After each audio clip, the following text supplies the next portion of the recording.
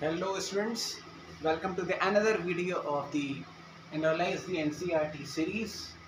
तो आज की जो लाइन है वो है the living world comprises the amazing diversity of living organisms.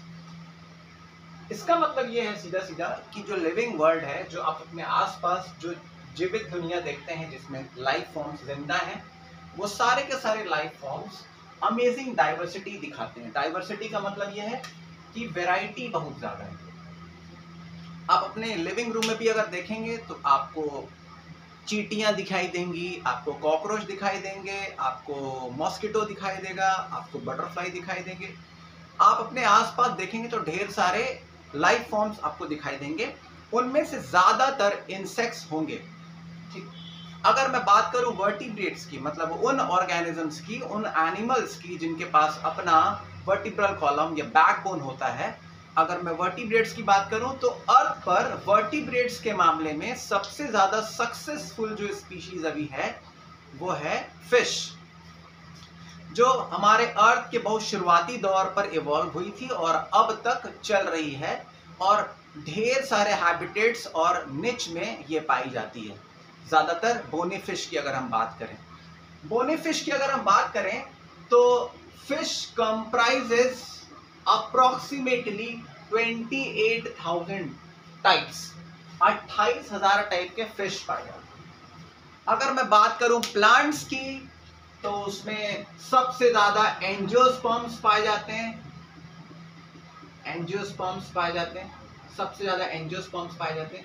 और अगर मैं एंजियोस्पर्म्स में भी बात करूं तो एक फॉर्म है ऑर्किड, जो कि बहुत ज्यादा नंबर्स में पाए जाते हैं।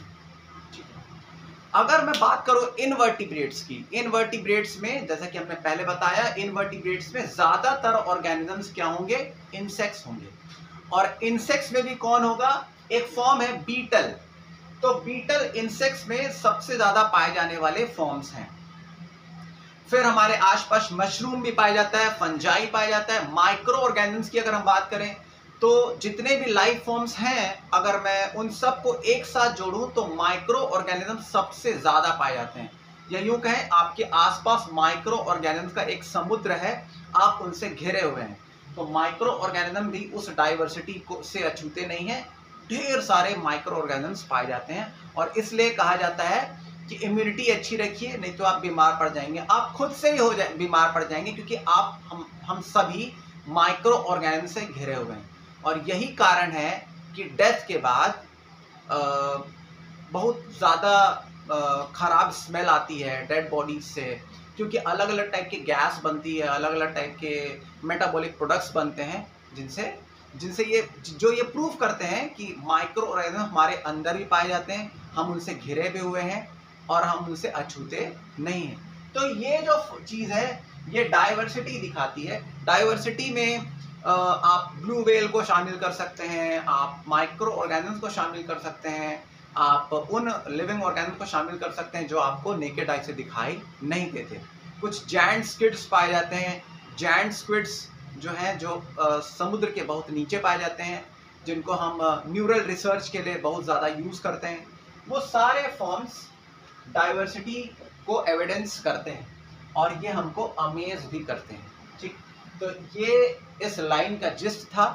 इससे आप ढेर सारे क्वेश्चंस पूछ सकते हैं। ज्यादातर ये जो लाइन लिखी हुई है, ये कुछ फैक्ट्स अगर आप दें, अगर आप कुछ फैक्ट्स ढूंढें कि कोई पर्टिकुलर टाइप का स्पीशीज कितने नंबर में एग्जिस्ट करते हैं, तो आपको ये लाइन का असली मतलब, असली जिस्ट समझ में आएगा। ठीक है, मिलते हैं अगली वीडियो में with another line of NCERT.